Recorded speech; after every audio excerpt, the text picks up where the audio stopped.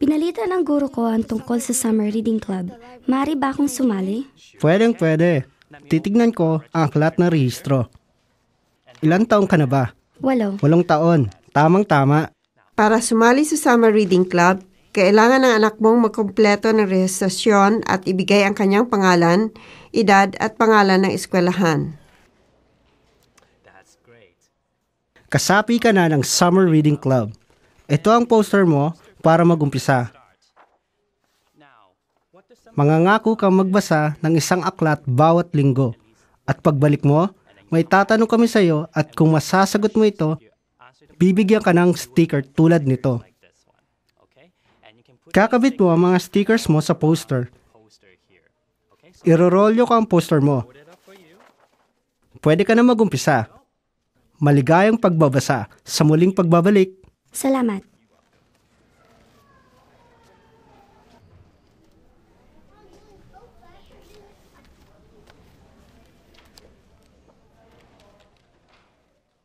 Hi, Leo.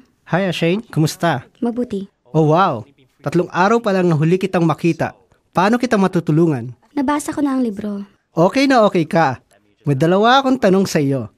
Ang una, ano ang isa mong natutunan sa aklat? Kung paano sumipa ng bola. Paano mo gagawin yun? Kailangan mo sipain ang tali ng sapatos mo. Sa tali ng sapatos? Tama. At ang pangalawang tanong ay, ano ang paborito mong parte sa aklat?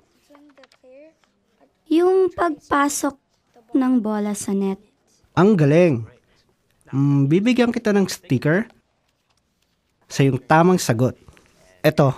Salamat. At ano pa ang may tutulong ko? Gusto rin sumali ng kapatid ko.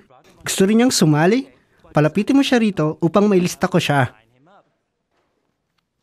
Hi, anong pangalan mo?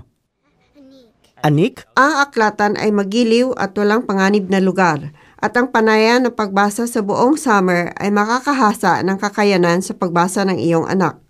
Matibay na paghahanda ito para sa susunod na pasukan.